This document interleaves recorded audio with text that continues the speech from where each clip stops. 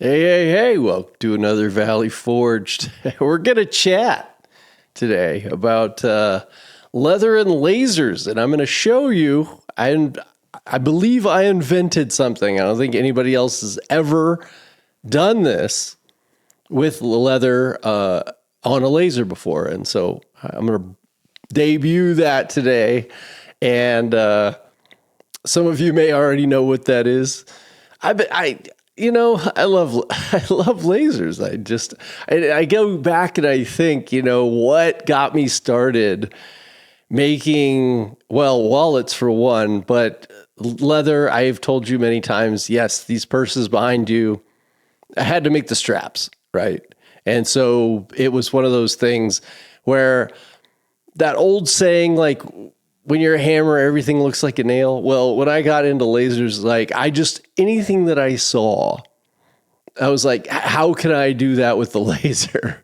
And I think that's still a great mentality to have when it comes to your thought process and lasers, because so many things have not been done. I feel like a little tough love. I think people are getting lazy when it comes to what they can do with a laser. There's so many people out there that have them and they're just doing the same old things.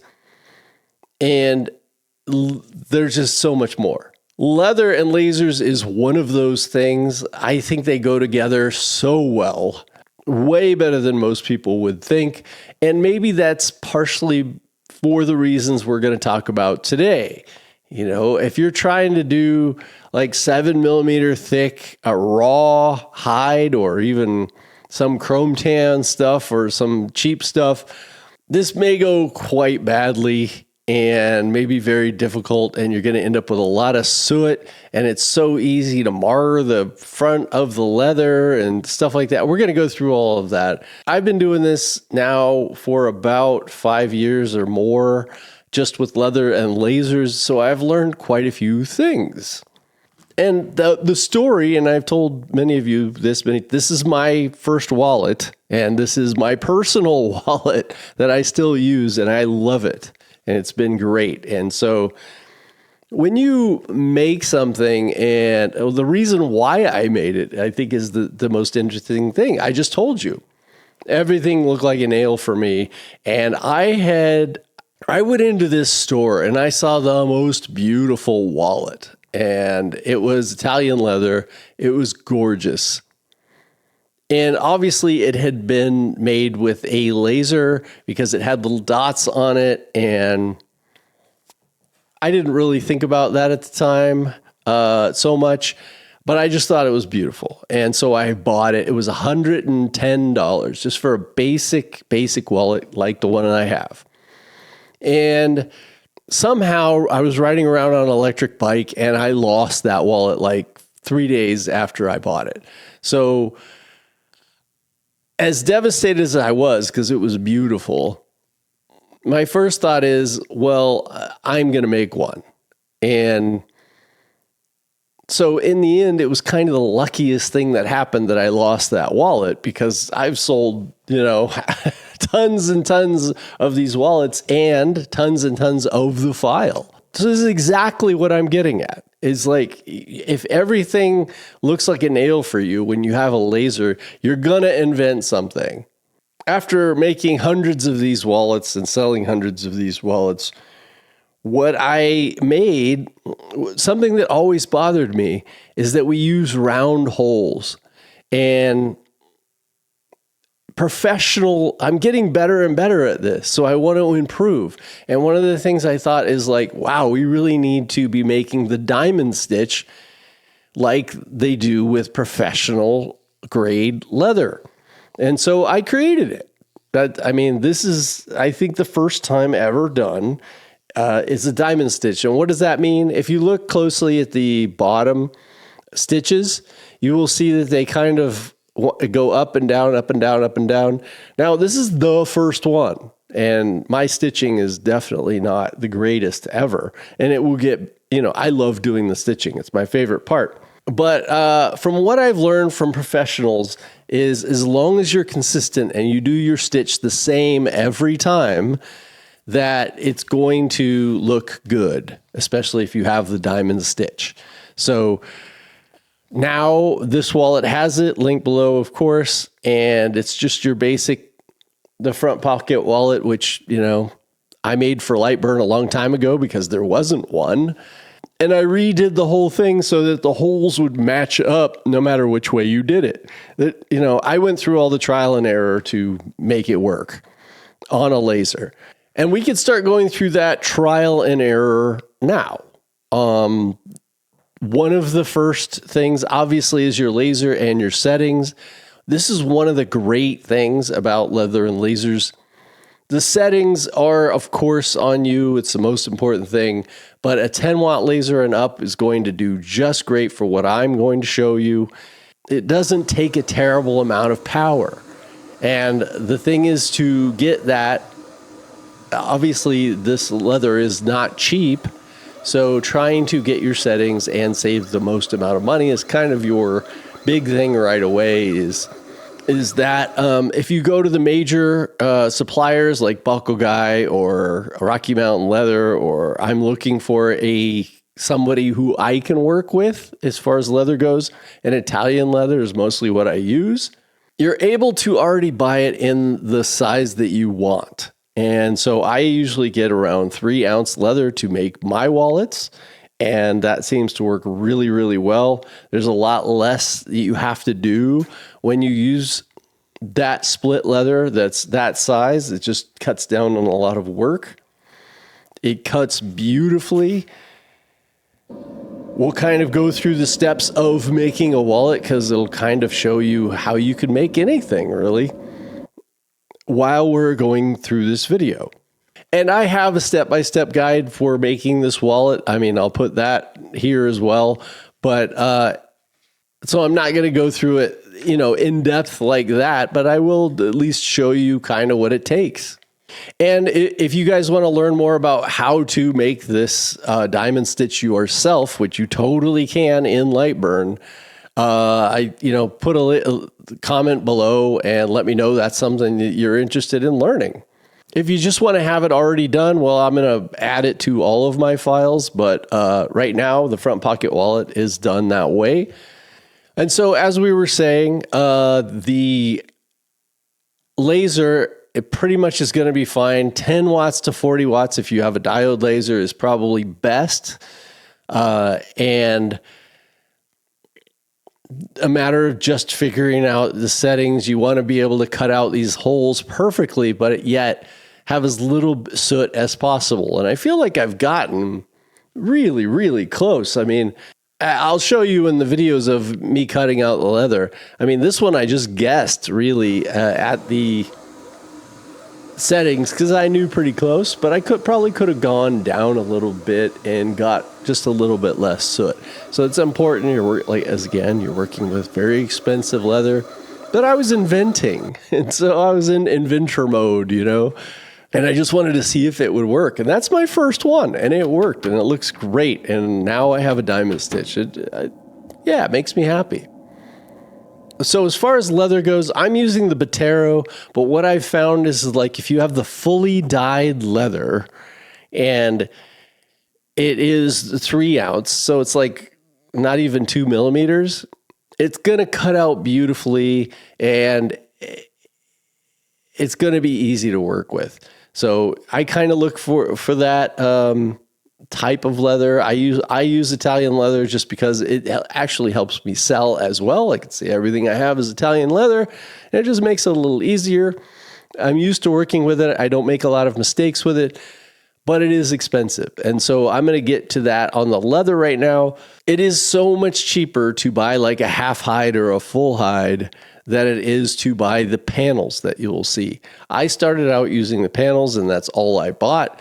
And I was struggling able to make any money because you can only get a couple of wallets out of those panels, and they're $45. So you're already, it's difficult to actually make money. Once I started buying the half hides and full hides, my costs went down so far. So it really made it more worthwhile. Now, it made it cheaper for me to get into it buying the panels, so that may help, to at least get you into it.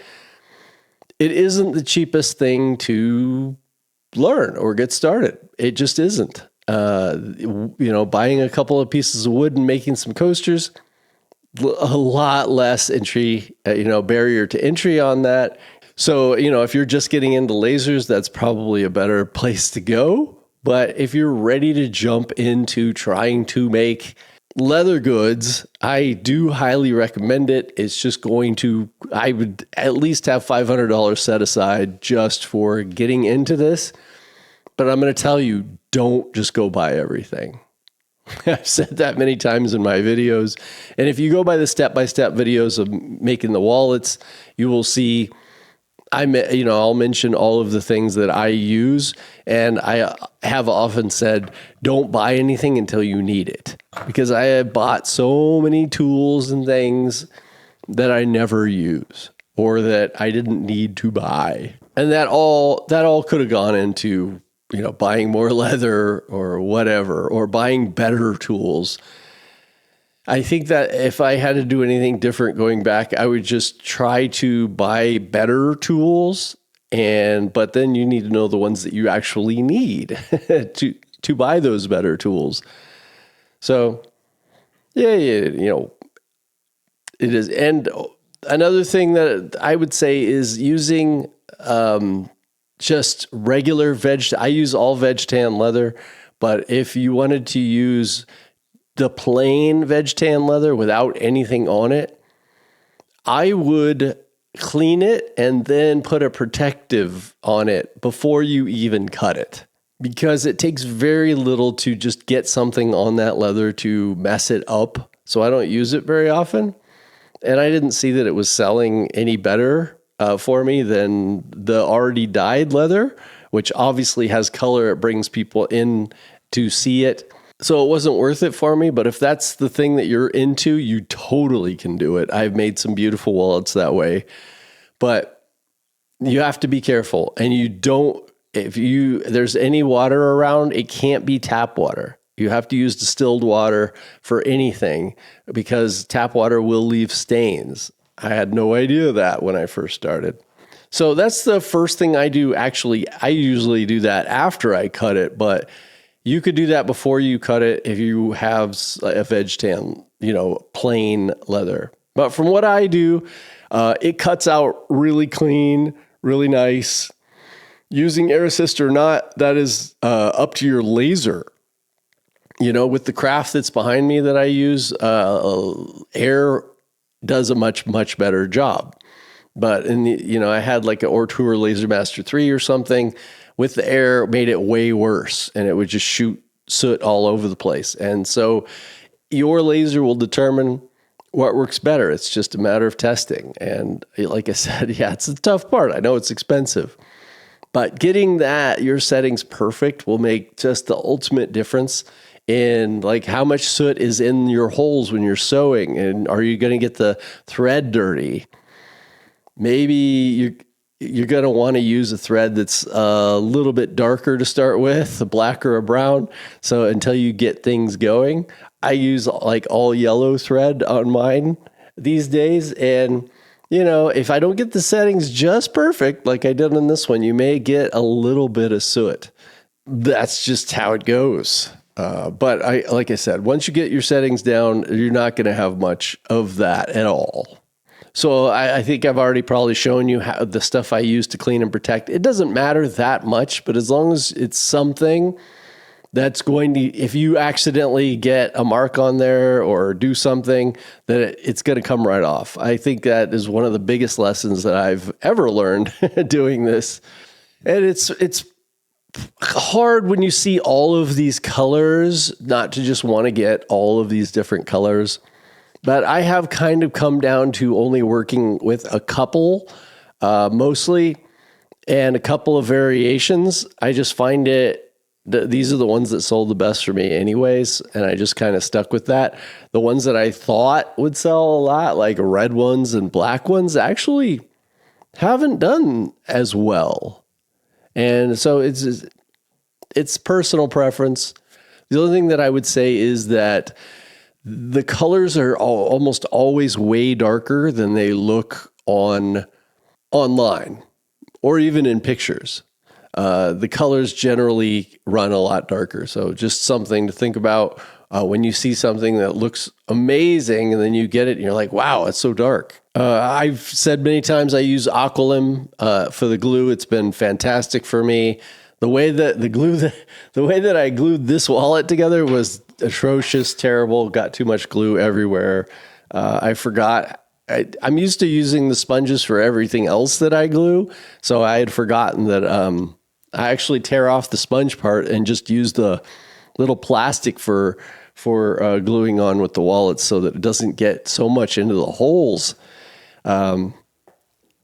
Yeah, but everything worked out okay. But the Aqualim doesn't have any scent. It's water-based. It's just so much more pleasant to work with than something like a barge, which a lot of the professionals use. I don't know how they do it and not be high all day. This stuff is terrible. And as far as thread goes, definitely the Ritza Tiger thread is by leaps and bounds so much better than anything else I've ever seen.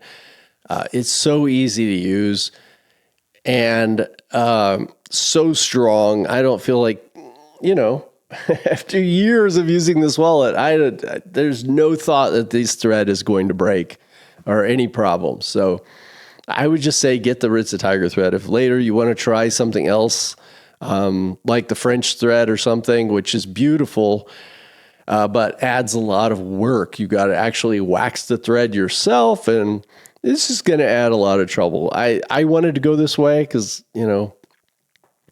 I thought it would be cool, but in the end, it just wasn't worth it and expensive. Now, I personally am ready to kind of take the next step. I didn't use a lot of tools and a lot of things to make my wallets, and they turned out great, and people love them. And they obviously, after years and years, still holding up great, still work. So I'm very happy with it. But I'm kind of ready to jump to the next level, and I think that's something that happens over time. Don't try to do everything from the beginning. Try to make something basic. I have like 4 or 5 wallet designs. Try just doing something basic, easy, that you may want to use yourself or that that you can give as a gift. There's so much more that you could do, not just with wallets, but with everything. Yes, I started out using making the straps for the purse, but I'm going to go on to making mostly leather purses now, and that's going to be kind of my next iteration. And of course, I'll have the files for that online. But it's 4 times more expensive, 5 times more expensive to make a purse than it is to make a wallet. So start out with the small stuff, maybe even keychains or something like that, and work your way up, because I've said this about 5 or 6 times, but leather, especially this kind of leather, it is expensive. But people love it way more than you think. I sold out of my wallets last year, and I was kind of blown away. I just didn't think people would care that much about buying a leather wallet that was handmade, mostly, vice, just getting something from the store, and it is a good feeling. I really, really, really enjoy it. There's so much more that I could say when it comes to leather and lasers, but I think I just want to get people started. And then if you have other questions, just leave it below. I will be making quite a few videos on leather and lasers this year, and I would love to see more people innovating, more people coming up with stuff and that nobody's ever done before, or that they've done before but not on a laser, and that we can kind of get excited, and I can learn from you. I didn't realize this is over 20 minutes already, or about 20 minutes. So I'm going to save the rest for later, and I'll see you in the next one. Love y'all.